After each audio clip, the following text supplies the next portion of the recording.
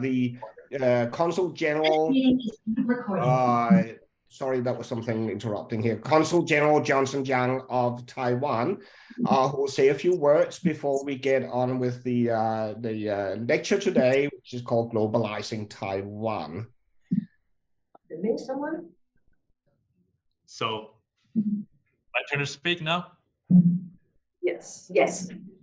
Okay. Yeah. Well, thank you, Professor Oxenbow. And great seeing you again online. And I had the honor of visiting your beautiful campus last year. Well, I'm really honored being part of this conversation today. Especially, I want to thank my good friends, and Antonina and also Patrick for your great efforts in putting things together to make this event happen. I think your seminar today is very timely and also very valuable, given your expertise not only about U.S.-Taiwan relations, but also about transatlantic relations. And I believe you can bring in valuable perspectives from U.S. and also from Europe as well. So let me start to provide my shallow opinion. And there are three dimensions. Our office, which represents Taiwan government in 7 states of U.S. Midwest, including state of Indiana. From the job we do here, I would like to share 3 dimensions about the topic we're going to talk about today to advance our common values and interests.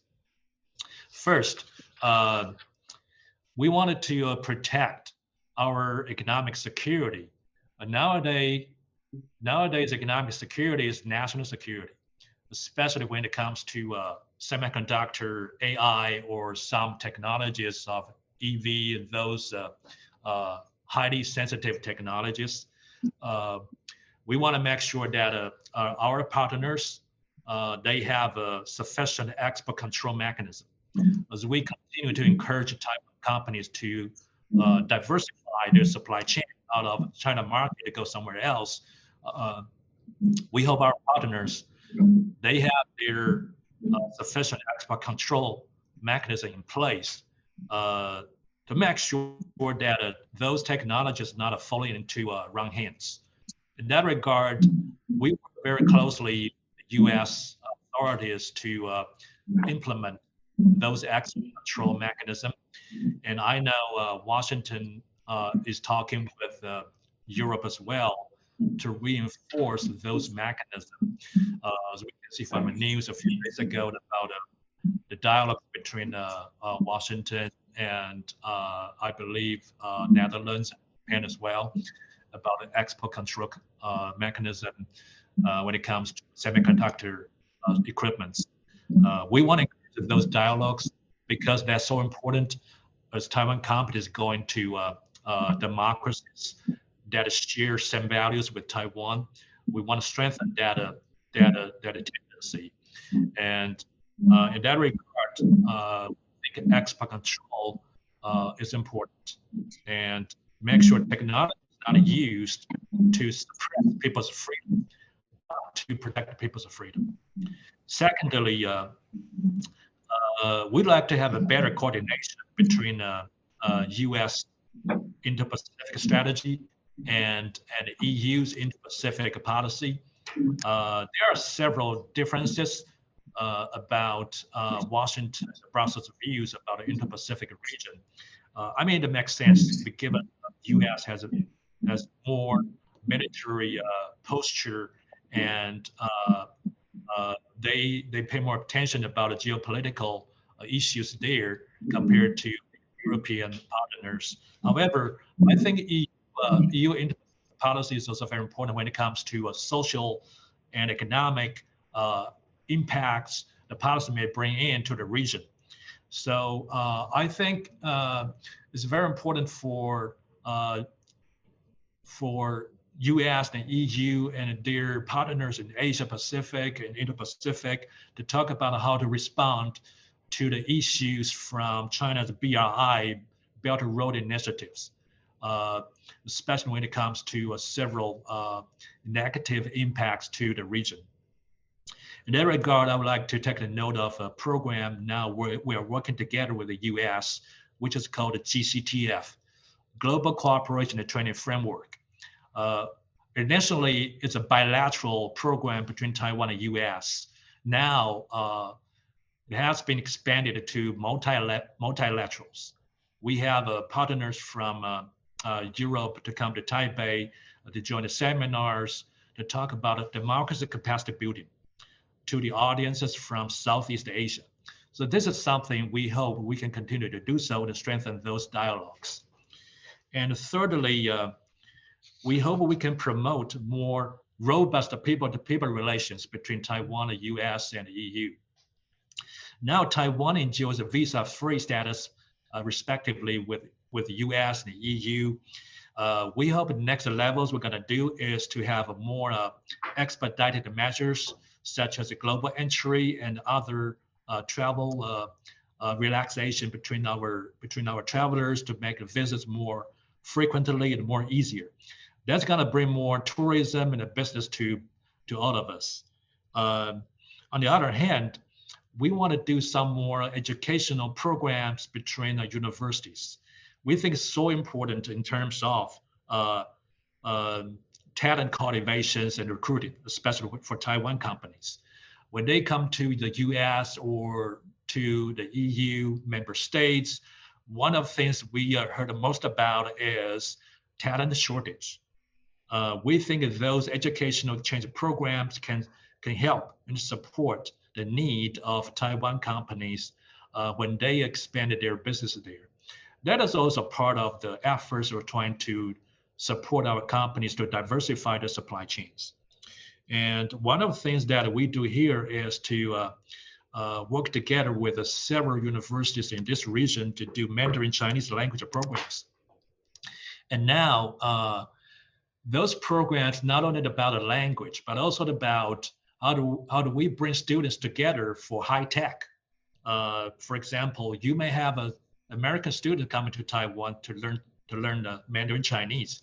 In the meantime, he or she can major in semiconductor-related courses, and that can help to cultivate the talents for business to hire. So we are trying to do something about this in the future. I think there are several things that we can work together between Taiwan, US, and EU as well. So thank you so much for having me. And I'm very honored to be part of your conversation. And I look forward to talking further with you. Thank you. Thank you so much, Director General Jiang, not only for these introductory remarks, but also for sponsoring this event very generously. So thank you so much for that. I don't know if the General Consul of Poland is here, but if not, I will take the liberty of briefly introducing the two speakers today. Very distinguished people that we have amongst us. Professor Patrick Mendis is an award-winning diplomat, educator, author, philanthropist, has a long track record of government service in the United States. If I were to read his entire resume, we would be here all day. So I'm just going to give the highlights. He's an alumnus of the Kennedy School of Government at Harvard University and the Humphrey School of Public Affairs at the University of Minnesota. He's been serving as an American diplomat and military professor during the Clinton and Bush administrations, holding various positions in different kind of U.S. departments. He was appointed by the Obama administration to serve 2 terms as commissioner to the National Commission for UNESCO. And for all of these services and for his leadership, Dr. Mendis received the State Department's Meritorious Honor Award and the Benjamin Franklin Award. He's currently serving as a distinguished visiting professor of transatlantic relations at the University of Warsaw in Poland. And is also serving as a distinguished visiting professor of global affairs at the National Zhengzhi University in Taipei. He has authored more than 150 books, government reports, newspaper columns, journal articles, etc. So it's a very impressive resume that I do not do full justice, but we have to get on with the important things today. So sorry if I missed out something important there. Antonina Luszczykiewicz is an assistant professor at the Institute of the Middle and Far East in Jagiellonian University in Krakow, Poland. She has been staying with our center for about 8 months now as a visiting Fulbright scholar. She has published 3 books and a wide range of articles focusing on China-India relations and the United States, the image of Indians and Chinese in literature and film, and the Cold War discourses and narratives in the East Asian context. I'm very impressed with what she has been accomplishing during her stay here. We are so excited to hear what you have to say today. And I will leave the floor now for the 2 main actors today. So please join me in welcoming our guests and enjoy the talk. Hello, everyone. Again, we would like to extend our gratitude to Professor Morten Oxenbold and the whole team of the Asian Studies Center, as well as to Director General Johnson Jiang from Mexico, Chicago, for co-hosting and co-sponsoring this event. So we are going to talk about globalizing Taiwan and U.S. policies toward Taiwan. And here Professor Mendis is going to go into details and show to you on the basis of various legislations which were passed by the U.S. Congress, what is, practically speaking, the U.S. policy toward Taiwan and what is the legal framework. So we are not just going to talk about hollow declarations, but we're actually going to talk about the legal aspects of U.S.-Taiwan relations. Afterwards, I will allow myself to say a few words about the Central and Eastern European context and how the U.S. laws regarding Taiwan can actually impact on other countries and other regions of the world, including Central and Eastern Europe, which is pretty much opening a new window of opportunities for cooperation between various countries of that region and Taiwan. For those of you who are not very familiar with the Polish context and the context of the Polish academia, I must tell you that the Jagiellonian University, which I'm representing, and the University of Warsaw, which Professor Mendis is representing today, had some sort of Oxbridge-like competition, of course, in the smaller scale than Cambridge and Oxford, the most famous universities in the world, after Harvard, right? However, today we are here jointly presenting this topic, and we are having this cooperated, joint effort to tell you more about U.S.-Taiwan relations and how it plays out in the global context. Before I pass the microphone to Professor Mendis, I just wanted to say few words about the dynamics, recent dynamics of U.S.-China relations, because unfortunately, we cannot talk about U.S.-Taiwan relations without the Chinese context. That's simply not how that works. So a few weeks ago, the Air Force General sent out a memo to his officers. That memo got leaked out, telling them that American troops, American soldiers, American army should be getting ready to fight with China in 2025. So this is probably the most pessimistic scenario that you can imagine. Some experts claim that perhaps we should be ready for some sort of military actions in 2027, but this general is talking about 2025. And we will get back to it in the last stage of our presentation. Why is it actually 2025? We all also have to remember about the most recent incident in China-US relations. I'm pretty sure that you all came across the news about the spy balloon, which was circulating over the United States. And 2 days ago, it was shut down when it got to the ocean, so that when it was shut down, it wouldn't harm anyone. And that, of course, caused lots of frictions between US and China. The upcoming visit of Secretary of State Antony Blinken was canceled. But in response, the Chinese side said, well, we didn't even know that this kind of visit is coming up. It was not on our agenda. So you can see that both China and US are playing a hard ball right now when it comes to their bilateral relations. And unfortunately, that is all also playing out in the context of Taiwan. And here I would like to pass the microphone to Professor Mendis, who will go into details of the complex US-Taiwan relationship. I just want to thank you for the American School of International Global Studies program here, and also to Morton, and also to my friend Johnston from Chicago office of Taiwan. Here, as Dr. Antonina explained to you, I'm going to look at only the US relationship with Taiwan, how it's going to impact the other countries around the world, this legal framework. So this all started with the Trump administration, but that tension also continued into the Biden administration. Pretty much not because of the presidency is important, but because it's the US Congress is important. So that is why the legal framework was set up for the next executive, which is the president, to carry out the US legal framework, not the presidential decisions itself. So it is, in other words, US is preparing, putting the legal framework, or if there is a conflict with the Taiwan or in the Taiwan Strait, so US is prepared to act. And the president has the power to go ahead and do that.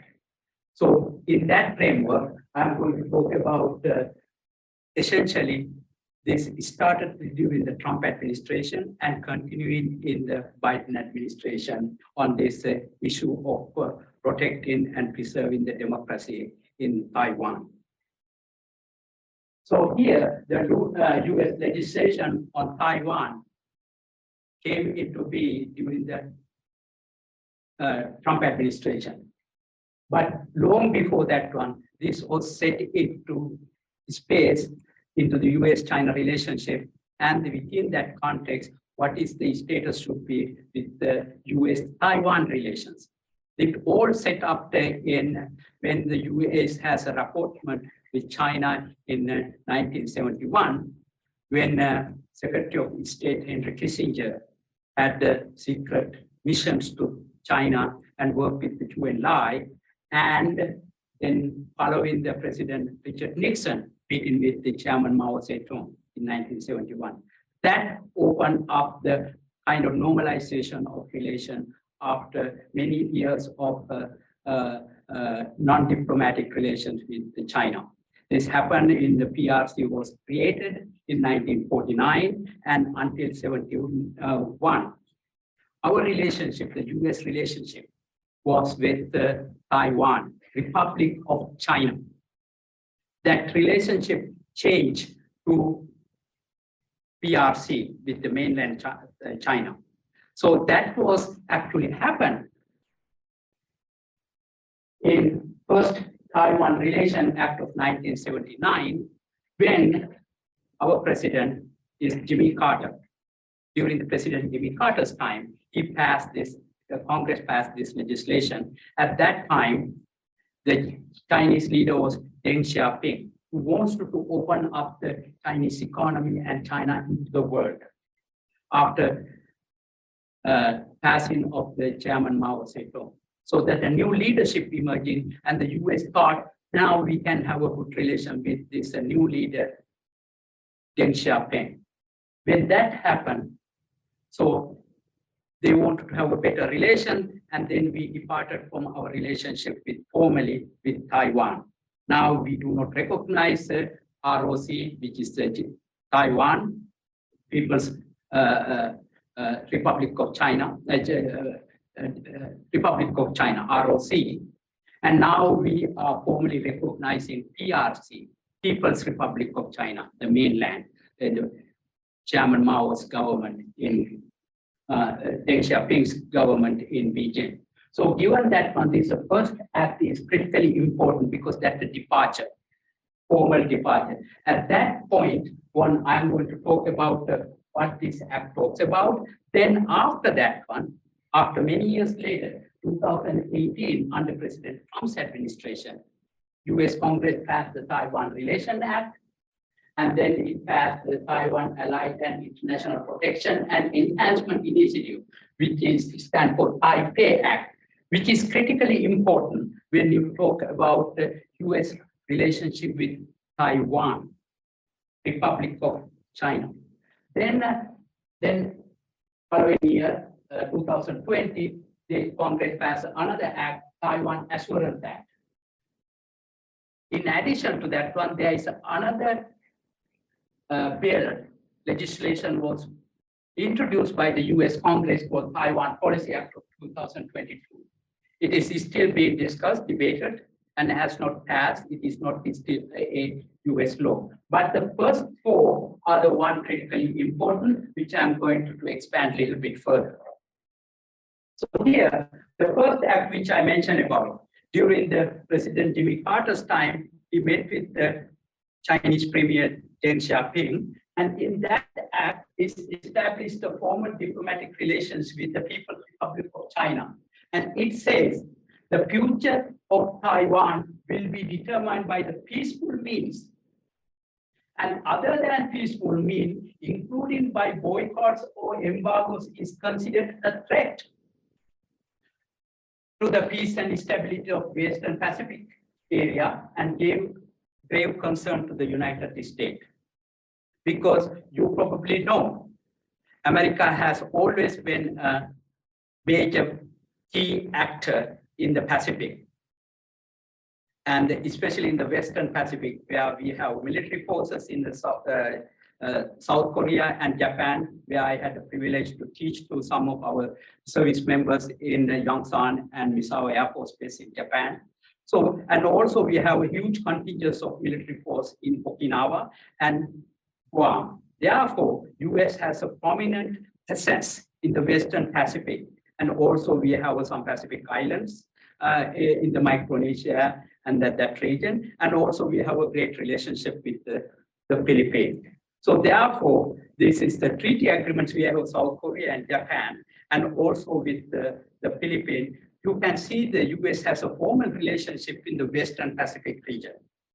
And therefore, we think this is the belt on the Western Pacific, including all the way from South Korea to Japan to Taiwan to Philippines and all the way to Singapore, and has a US interest. So that interest, US national security interest, if they have something happen in this region, it is a grave concern to America. So it is more important is that in the same act, Taiwan Relation Act of 1979, it says also, US shall provide Taiwan with arms of a defensive character. And it's also said that the United States resist any sort of force or other form of coercion. Other form of coercion means diplomatic or economic or the commercial interest. So it is not the military aspect, but other form of diplomatic and coercion that's going on. So therefore, United States by law is obligated to protect Taiwan. That is that act that governs our relationship with the mainland China, and also our informal, unofficial relationship with Taiwan, which is largely cultural and economic aspects.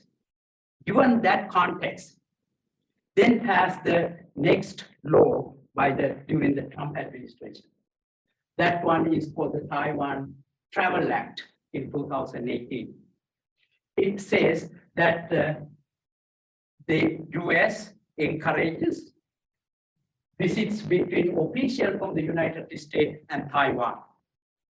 And it also during the Trump administration, while I was in Taiwan at that time as a Mopa Fellow, Minister of Foreign Affairs in Taiwan.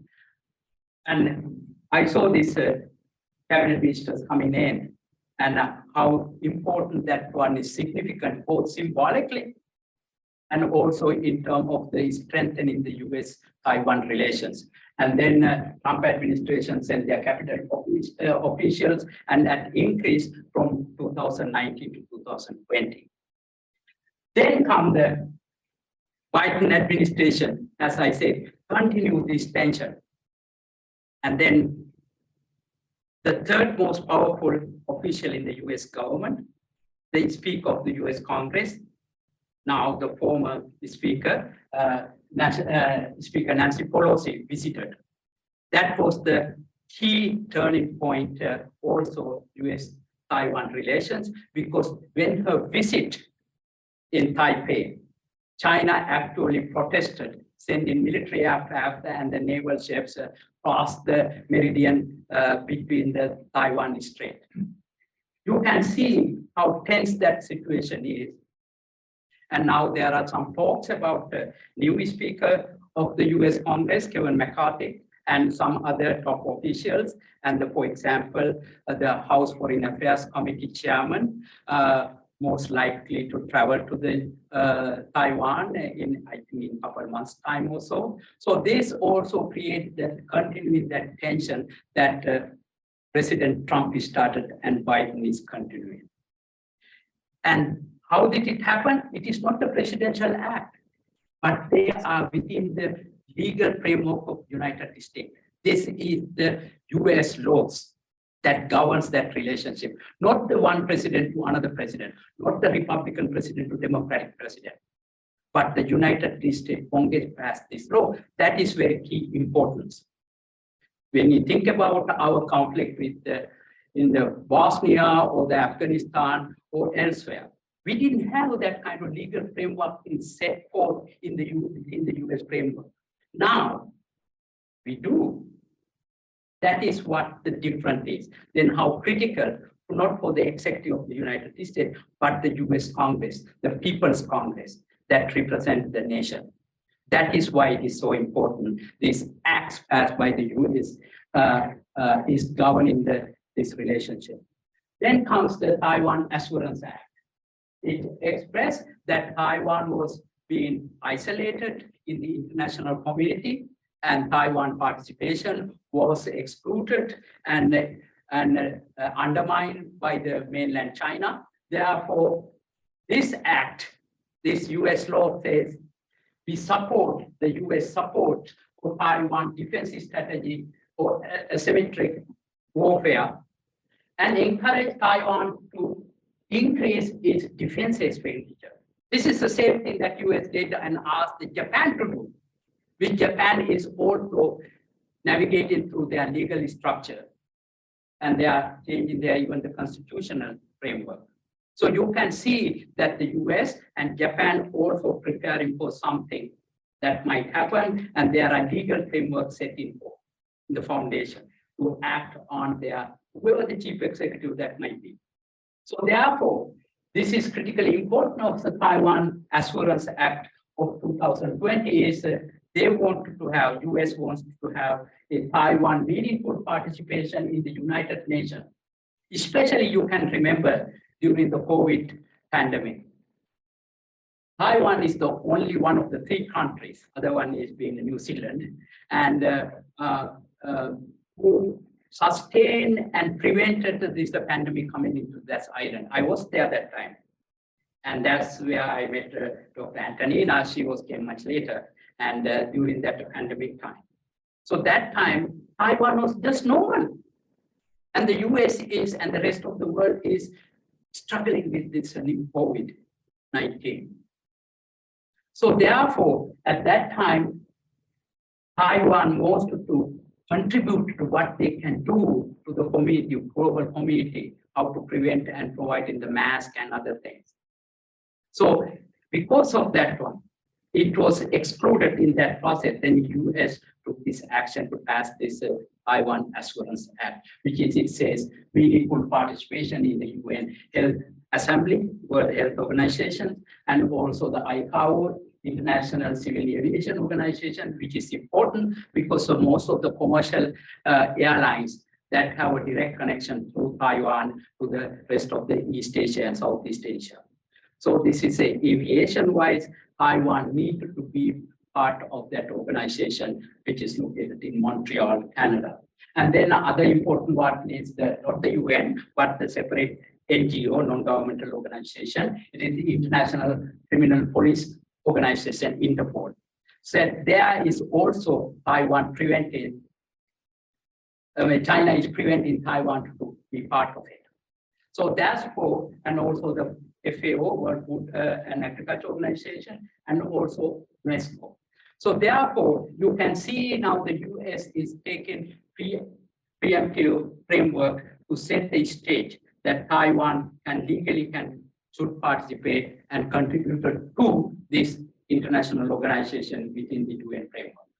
So therefore, this important act is critical to govern the US relationship with Taiwan in terms of Taiwan as desire to participate in the global community. So then comes the Taipei Act, which is the critical part that we most often didn't see. That is why Dr. Antonina and I changed the title, Camouflaged, and the subtitle of why we wanted to have this stick and carrot. This is included this legislation. When I wrote about Taipei Act with my former boss in the Taiwan Center for Security Studies in Taipei, Professor Huko Liu, and we talk about this piece of legislation in the national interest. If you are interested in looking at that one, Googling it. In this act, which also said very critical aspect of what the US can do to help Taiwan. It says the Taiwan membership in international organization has at least an observer status, especially in critical international organizations like WHO, Health Organization, ICAO, Civil Aviation, and IMO, International Maritime Organization. Like that, because Taiwan is not only the economic powerhouse, but also it links to the world through aviation, and also maritime is critically important to US national security in the region. So therefore, given this background, there's the global implications of this Taipei Act is what we want to highlight here. Dr. Antonina and I spent a lot of time about how to present this one in normal language and not the legalistic framework. This is essentially what it says. US essentially created this act, and US government authorities like the State Department or the Defense Department or the Treasury or the Commerce Department or the key national security agencies. When they interact with other governments, other nations,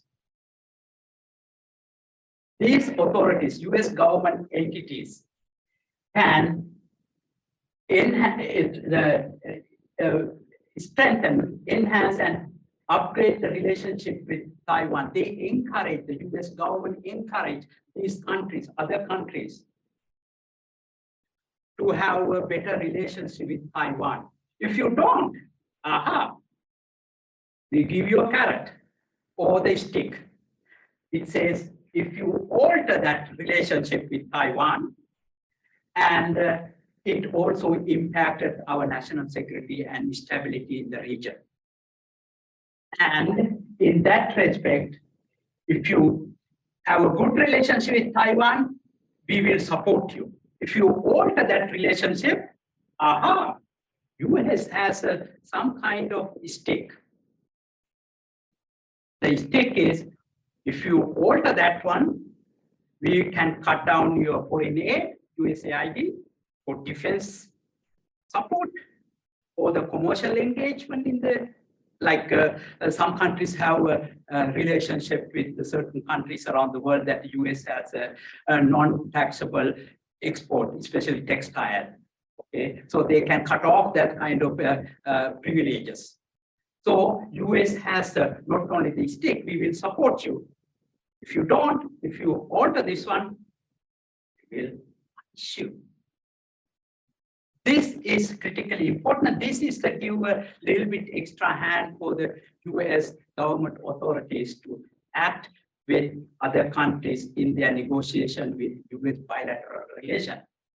This is how the US influence can go. This is not from the one administration to the other administration. This is the US law. So given that one, my colleague, Dr. Antonina, I'm to give you some case studies, especially from the Eastern Europe and Central Europe, from her country, and where I also professor at the University of Warsaw, which actually I told her my University, Oxford or Cambridge, the comparison Warsaw is better than Jagiellonian University, by the way.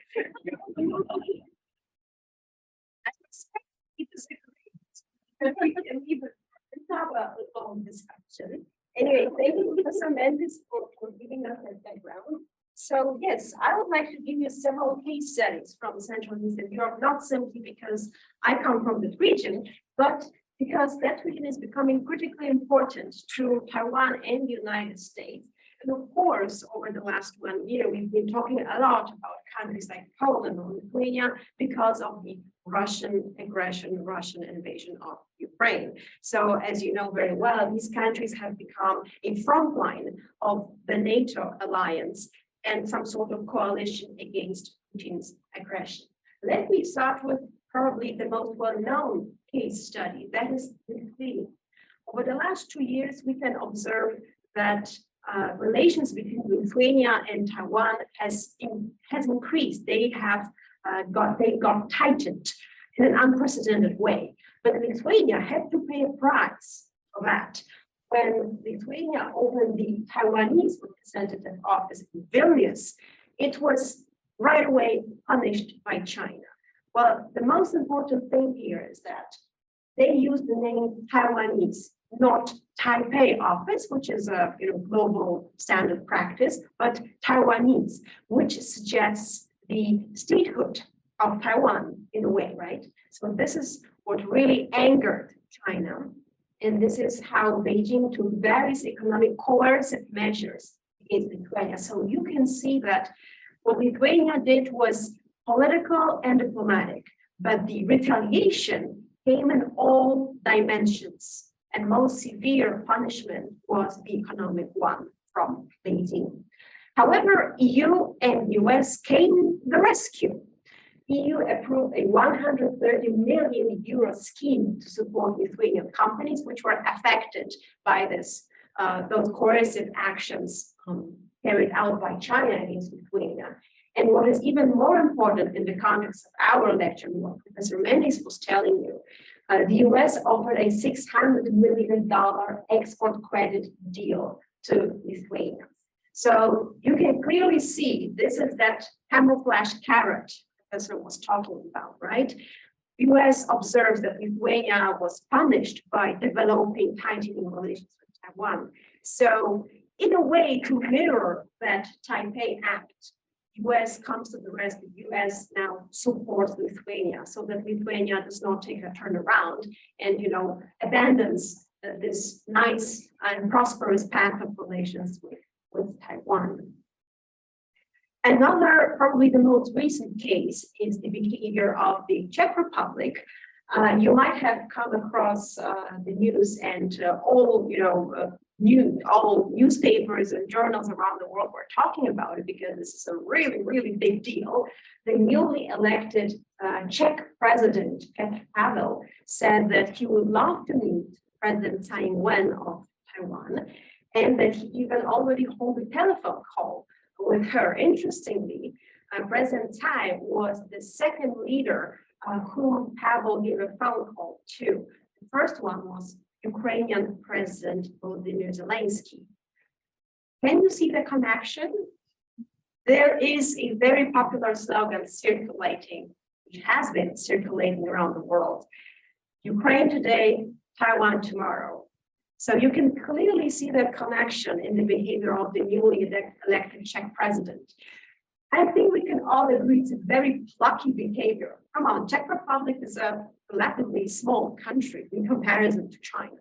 But we have to, and so it can really expect huge retaliation, right? And similar coercive measures as Lithuania was affected by. However, we have to remember that the tightening of Czech-Taiwanese relations is nothing new. This has been going on also for several years. Various Czech politicians, including members of parliament, went to Taiwan, and prominent Taiwanese politicians visited Czech Republic as well. Plus, we have to remember that the trade relations between Czech Republic and China were not as good as we might have expected, but I will tell you more about it in a second. And finally, the case study from my own courtyard, you would say, or my personal background, Poland. Poland is at the crossroads, I would say. Poland's support for Taiwan is not as open and clear as it is in the case of Lithuania and Czech Republic. However, over the last few years, we can observe, we can notice very meaningful gestures to support Taiwan. For example, when the pandemic broke out, Taiwan and Poland developed a very good cooperation in terms of health diplomacy. For example, Taiwan donated 1 million masks to Poland, and in return, as the act of solidarity, Poland donated 400,000 AstraZeneca vaccine doses to Taiwan. Because due to the lack of membership in WHO or WHA, Taiwan had huge problems with buying, importing Western-made vaccines, right? So that is why Taiwan had to rely on foreign donations. That made Poland the third largest donor to Taiwan at that time. So it is pretty meaningful. Moreover, Poland has become some sort of transit country for Taiwanese help to Ukraine. After the war broke out, Taiwan, following the motto or slogan, well, Ukraine today, Taiwan tomorrow, but really engaged in helping Ukrainian refugees. And two biggest Polish cities, Warsaw and Krakow, received $1.5 million from Taiwan in order to help the Ukrainian refugee community. You might know that Poland hosts the largest Ukrainian refugee community. It's hard to assess how many millions of Ukrainians are currently staying in Poland.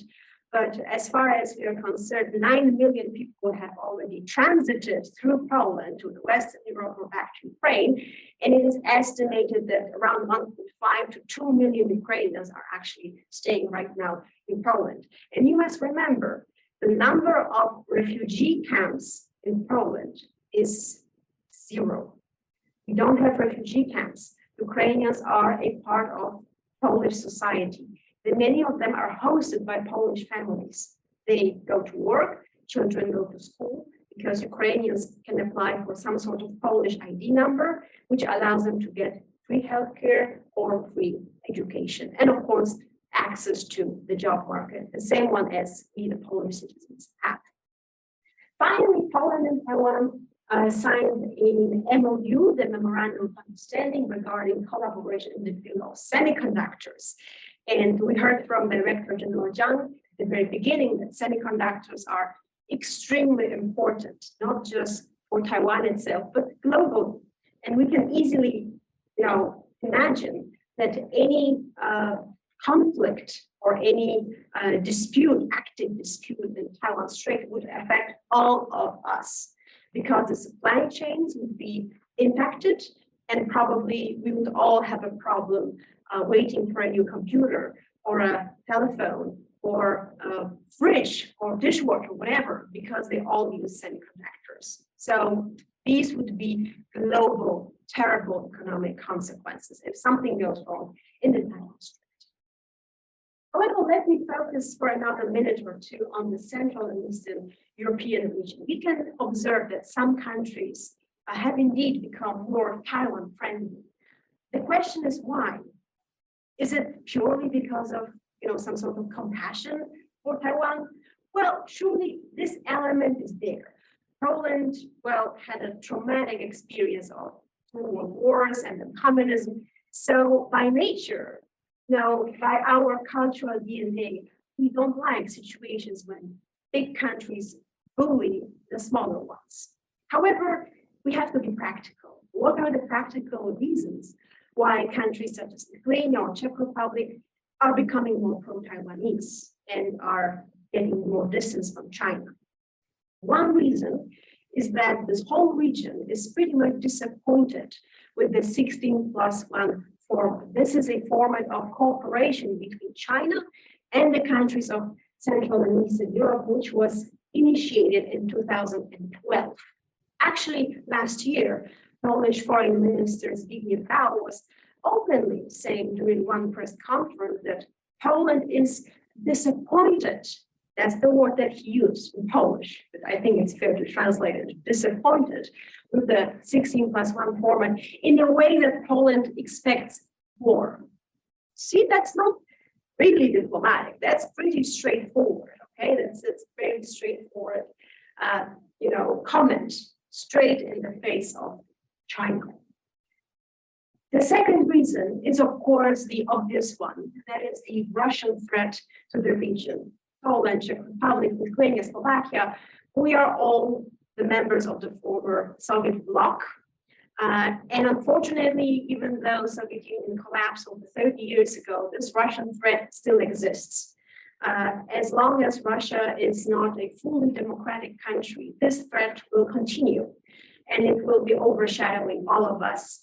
Unfortunately, those countries that I mentioned are members of NATO. So we do have some sort of security guarantees. We're not just left alone. However, nobody knows what would happen and what else can we expect. The problem with authoritarian leaders like Putin is that they never stop. Okay? You give them one finger, they will want to bite your hand. They bite your hand, they will want to bite your elbow and arm, the whole body, right? They never ever stop. So that is why this region needs American support, because NATO is, let's be frank, primarily America. Okay? This region needs United States. These countries are very pro-American. They have been pro-American for a very long time. And this is why we can observe that due to those security issues and also economic issues, as a disappointment with the trade with China, these countries are kind of navigating through the reefs of international politics and trying to open up windows of opportunities for their own best interest. And naturally, that would really go along with the US narrative. Maybe if you listen to the speech, the State of the Union given by President Biden just 2 days ago, you probably heard that he was talking about the battle between autocracies and democracies, right? And that democracies must prevail. So this is definitely developing relations with the democratic Taiwan definitely goes along with the speech of President Biden and his vision for America and the world. However, unfortunately, we have to be aware of the constant threat from Russia. And since China is officially neutral, but in reality supporting Russia behind the stage, automatically, by default, China becomes a sort of threat to Central and Eastern European region as well. But here, this case will be discussed in more details by Professor Mendis. Continue in a comment, as you probably watched the President Biden State of the Union the other day, and he actually he mentioned about Russia and also China. He says that the battle is between these authoritarian regimes and the democratic ones around the world. And he said, we are not losing, we are stronger. And given that one, let's go back to just a few weeks before President Putin sent his what is called a special military operation to Ukraine, trying to take over Kiev administration, the capital of the Ukraine. Within 3 days, they're going to take October. That happened pretty much 2-3 weeks before that.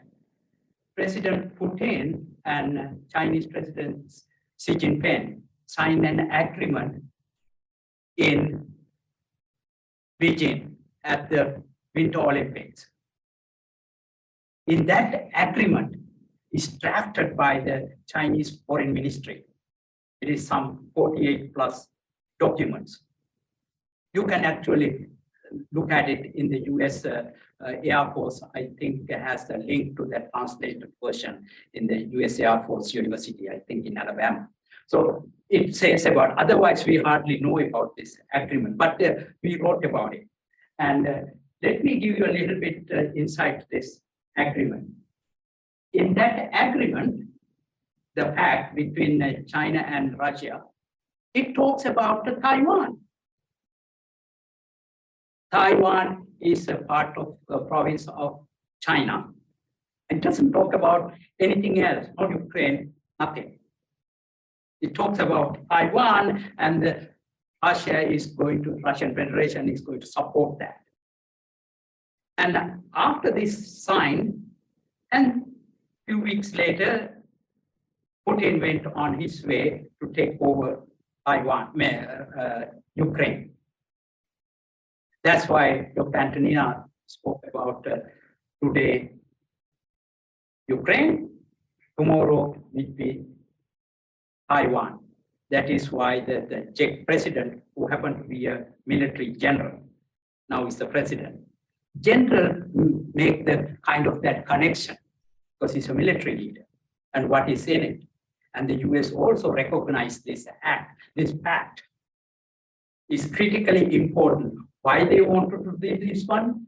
Because now very assertive and prosperous China, given its own internal struggles, COVID and housing issues and other things and unrest, it portrayed to the world that China is strong.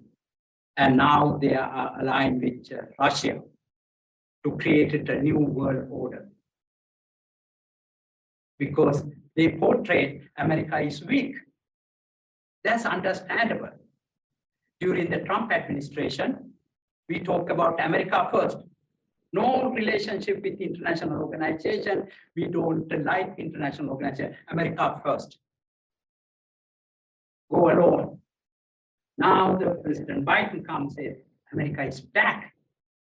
We cannot go alone. America never been a country itself from the founding of the nation, 1776. America has been a global nation. It has to be.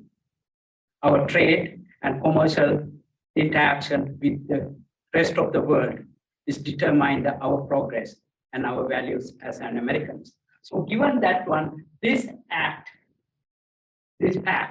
between Russia and China undermine the American values and democratic progress. And Dr. Antonina, myself, and my colleague at the Lucas Semchak at Warsaw University wrote about the article, if you want to look at it in our international review. It says, is Beijing created a new Sino-Russian world order? The Russian invasion of Ukraine might change Beijing calculus for Taiwan and the United States. You can go into detail about how we look at this one and analyze this whole impact of the Sino-Russian pact. So given that one, this is the larger forces that at work. There are a tectonic shift taking place in a global geopolitics. Now, Biden administration recognized that.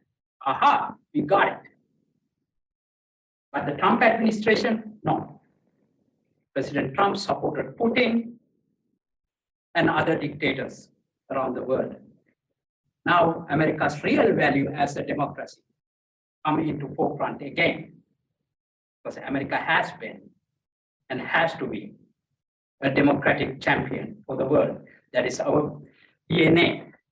So given that one, President Joe Biden, a month later, went to Warsaw actually 2 blocks from where I was teaching at that time when he was doing the talk at the Warsaw University.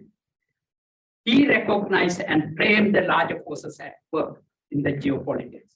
Then he said, we emerged anew in the great battle for freedom and a battle between democracy and autocracy, between liberty and repression, between rule-based order and one governed by brute force.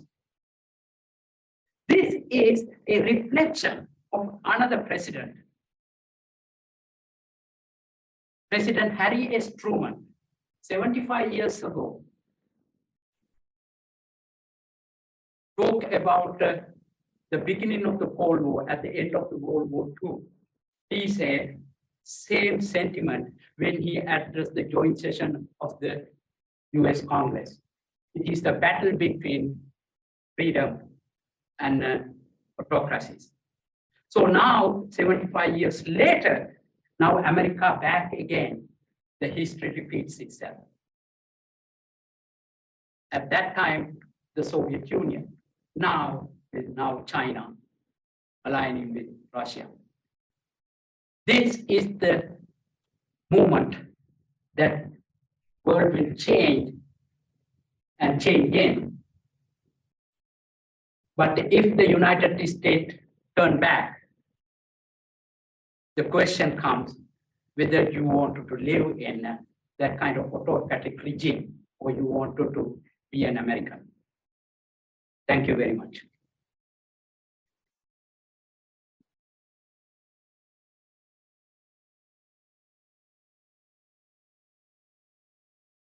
So, are there any questions? Yes. Yes, you mentioned American, one of American general, I don't remember his name. Say, Yeah. 2025. Is the Yeah, so why 2025?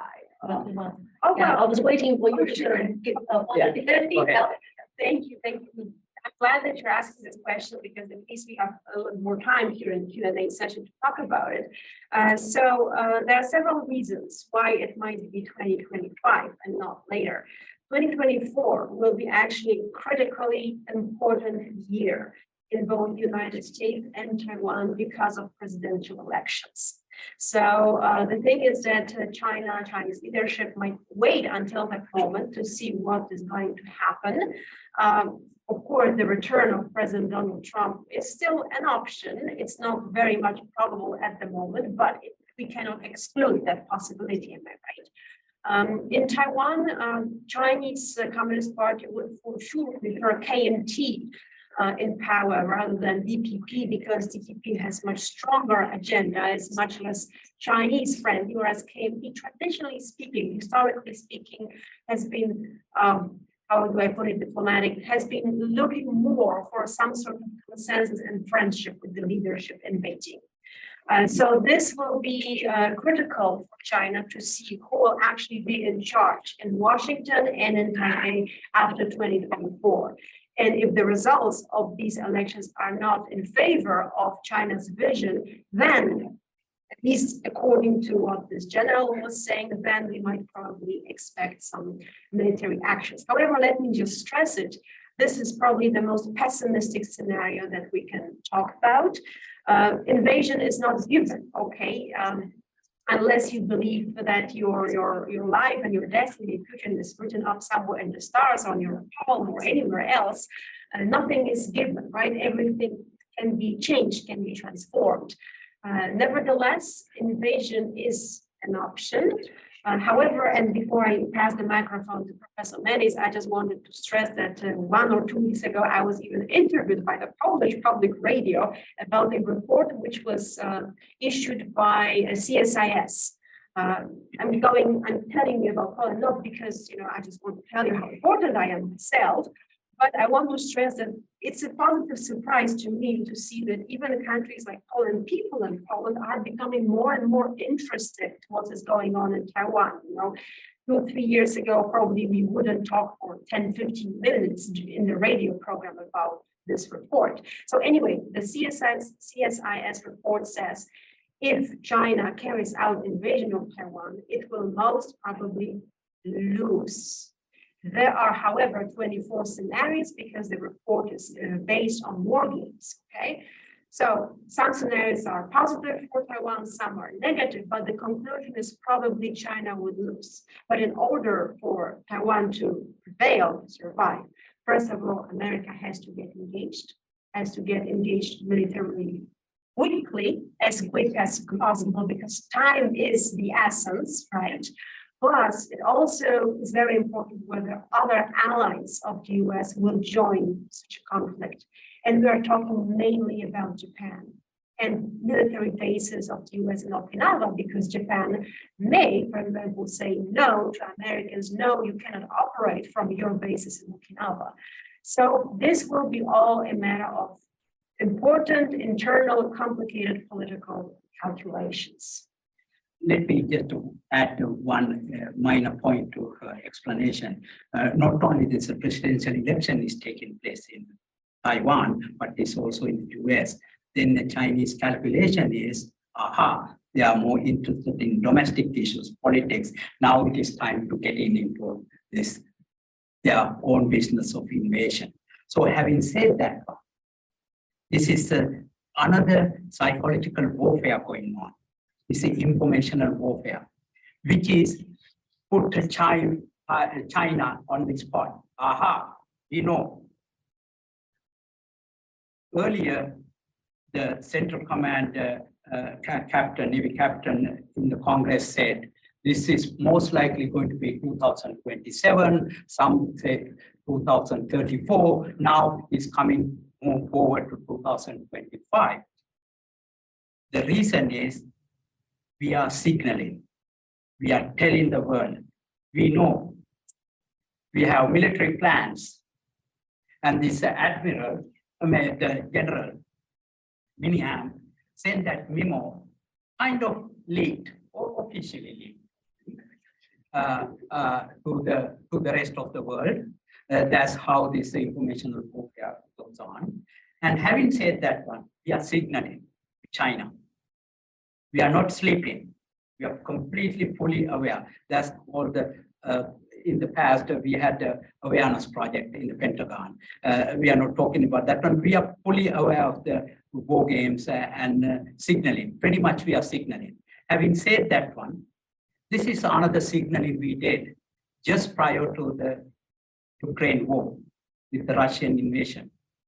Before that one, President Biden keeps saying there is our satellite information tells that there is a Russian military movement. Forces are moving into the border. We are telling the world. At the same time, we are also preparing Ukraine military forces, putting up the satellite information and that kind of intelligence about the troop movements. Otherwise, Ukraine has a huge casualties. Okay. But Ukraine knew all the movement and they intercepted Russians troops' telephones and provide that information where they are moving, where is the next. This kind of all these things prepared by the US military intelligence agencies. So having said that one, we are sending another message. It is a very, very powerful message. We have the legal framework. We are signaling to China. We know if you don't come 2025, 27, maybe next year, but anytime, we have the legal framework and our troops are ready. So this is a signaling mechanism. If you know about warfare in the conflicts that happened in the past, how the US operate in these kind of scenarios. So in essence, there are two aspects. One is a political aspect, the calculations going on. If I am a military general, this is my calculations that we need to prepare. That's my task, to protect America from any kind of domestic and foreign enemies. So that's why that the military, US military send an unequivocal message to rest of the world. We know we are prepared. He was sending this, the MOU memorandum that leaked. He's saying our troops need to be prepared and be training right now. it is a message, it's signaling. And I then hope. just jump in for a second, for 30 seconds. Invasion will not start tomorrow, nor will it start day after tomorrow, because such an operation has to be prepared. Probably it will take several years if China really wants to do that, okay? Because as I said, invasion is not a 100% option. It's one of the options on the table. However, if China really wants to do that, it will take months, if not years. And just like in the case of Ukraine, that's what Professor Mendis was talking about, we will see that. We will see those preparations thanks to the satellite information and other channels, let's say, more vaguely, right? So we will probably know that, and I'm pretty sure that this information will be released officially, or they will leak, but I'm pretty sure the world community will be warned. I was told there is a Zoom questions, and go ahead. So the Zoom question we have is a general question.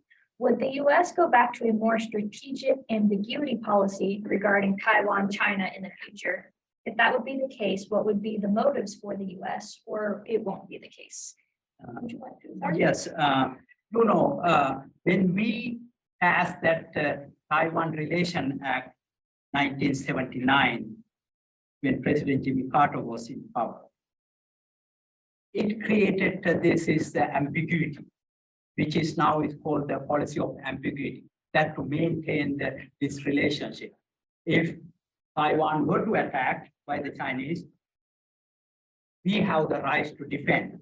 We don't say which way is the other way. Which is a very ambiguity, it's very uncertain, it's a misgiving. Let the other side guess. And therefore, they refrain from doing anything to the status quo. So this is the ambiguity that created the peace and stability in the region and the Taiwan Strait. That worked. Now, China is stronger than in 1979, in 70s. And they have assertive actions against the Taiwan government, especially toward the DPP. So therefore, the question is, if this is to continue this military actions and coercive action, both in a military sense and a strategic sense, threatening the people of Taiwan, US Congress come to a conclusion. We need to have a little bit more certainty. Not the ambiguity is not going to work now, because China is not the same China that we had experienced, but the US experienced in 1970s or the 80s. It has changed. The status quo has changed. So therefore, I think US wanted to send, officially it is a policy of ambiguity. But when you look at this legislation, it is more clear what we are going to do. We wanted to have Taiwan involved in the international community. If you were to attack, we asked them to increase their defense expenditure, ask them to buy more weapons, and we are already sent training, military training advisors to Taiwan, working with the Taiwan forces. And now they have a direct contact with the US military, and coordination and cooperation is ongoing project. So to me, yes, officially we are ambiguity, and unofficially we are not. I think that this argument is going on. Some academic and military experts talk about now is the time we get out of this policy of ambiguity. We need to have the policy of certainty. There is no ambiguity. It is pretty much clear by this piece of legislation that the US Congress passed. We are sending a message. Of course, we wanted to maintain that the 1979 legislation. We have a formal diplomatic relations with the PRC. At the same time, we have informal economic and cultural relations with the Taiwan, the Republic of China, ROC. So therefore, I think it's to anybody who observe and monitor these US actions and the legislation and the more interaction between the two countries, and the Speaker Nancy Pelosi visiting Taiwan, and give a kind of clear indication where we headed as the nation, the United States is leading and their policy. So I hope that answer my clarify your questions. And let me just jump in for a second, because you might remember that Joe Biden, at least 2 times, I remember that, maybe 3 times, when he was asked about US engagement in Taiwan, or possible engagement in the case of invasion, he said clearly, yes, we would come and defend Taiwan. And he was then asked for clarification. He said, yes, he would send the troops to Taiwan. And afterwards, the White House was again clarifying that no, America is, determined to maintain one China policy. We follow 6 assurances to all these, bunch of legislations. Okay, main reaction, I think, was it, oh my goodness, Joe Biden doesn't know what he's saying. Again, it's a kind of faux pas, However, if you think about it in the context of what the professor was saying about this game, about this linguistic and game of nerves, you might think that maybe it was planned, maybe it was made on purpose. This is another element of this game of ambiguity. Right? It's kind of blurring the situation. So if you were a Chinese government, you would say, okay, so finally, which one are you actually referring to? Are you going to defend Taiwan, or are you maintaining one China policy and good relations? See, it might be purposeful blurring maintained or carried out by the US government. Again, this is also informational warfare that we are playing. We have an official policy, and President of the United States said, no, we are going to defend. Remember, President Joe Biden is not Donald Trump. He is the longest served politician in the US Congress. I remember when he came to the US Congress in 1972, and he was in the Foreign Relations Committee when I was in the working in the Senate Foreign Relations Committee in 1980s, when Senator Richard Lugar from this place was the chairman at that time. I was working for the US Senator from Minnesota, my home state. And at that time, Senator Joe Biden is very well aware of international relations, US policies. Okay, so this is the man who knows about the US policies, US international relations, US foreign policy. He was also chairman of the Senate Foreign Relations Committee.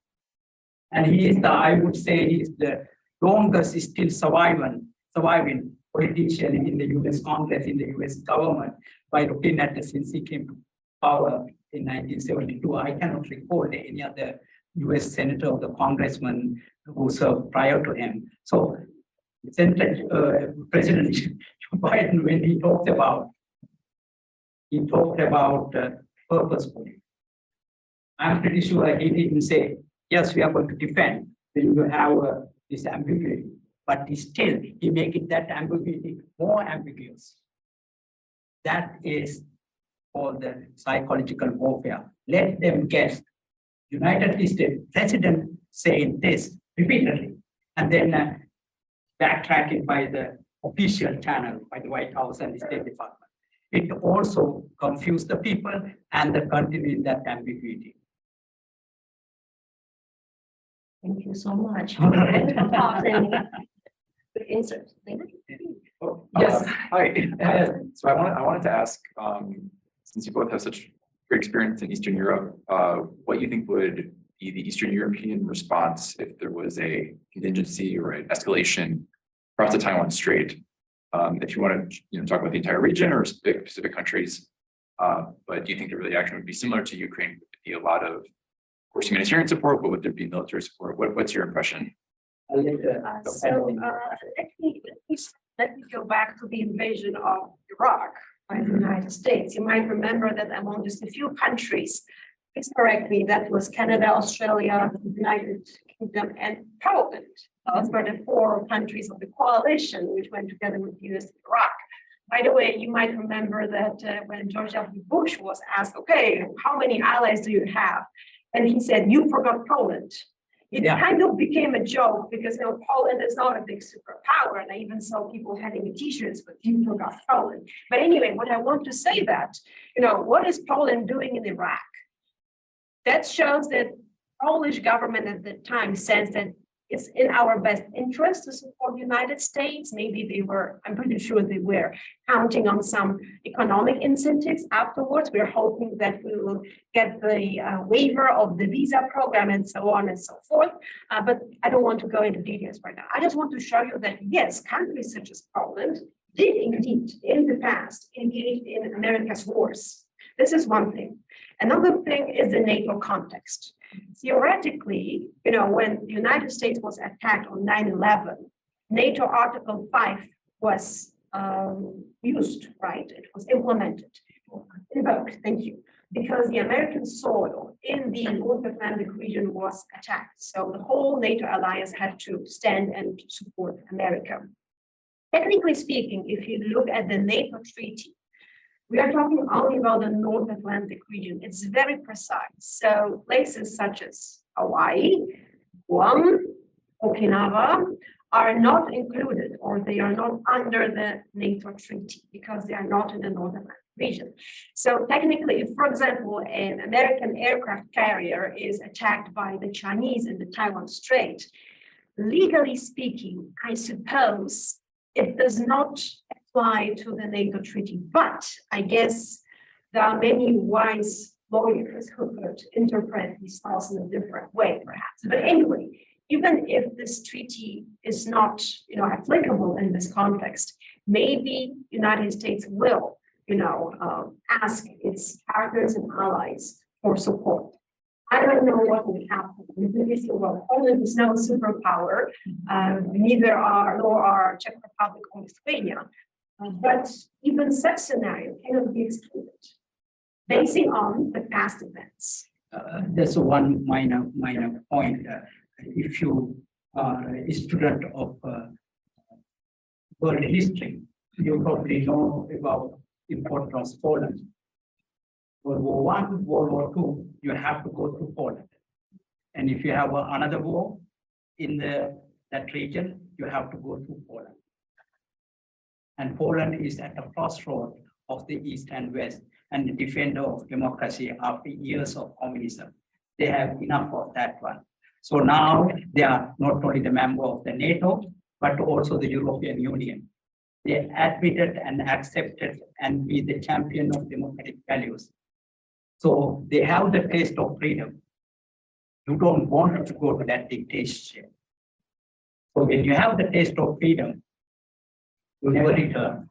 So I think in that respect, and the entire region in the Eastern and Central European countries, they now have the taste of freedom, and they want to be the champion and protect or preserve that freedom they enjoyed. They don't want to return. So therefore, not only they are NATO members, but also they are EU members, which also share the similar kind of values that America cherishes as a free nation and the champion of liberty. The European Union does not have its army, as you're probably aware of that. But still, European Union is a huge economic power, right? And of course, EU-China relations are a very important matter for Beijing. So even if countries of EU do not get engaged militarily, I can imagine some sort of sanctions put on Beijing, for example, as these countries were doing in the case of Russian invasion. So I guess there are lots of dimensions where this kind of support can be maintained or can be carried out. Thank you. Thank you for your questions. Want to say something at the end? Also, we're doing it this time. Morton, are you saying anything at the end? You still okay? Yes. Yes, I'm here. Yes. I was just having trouble getting my camera on. Yes. Yes, I would just like to finally say thank you for everyone joining, both in person and online. I would also like to thank Antonina personally for putting all of this in place, making sure this is happening. We are very grateful for that, for this opportunity to host this talk. I only wish I was there in person, but maybe next time when you come and visit us, Antonina, for your 4th stay as a Fulbright scholar, maybe. We can only hope. But please join me in thanking the participants, and hopefully we'll see you all again soon. Thank you so much.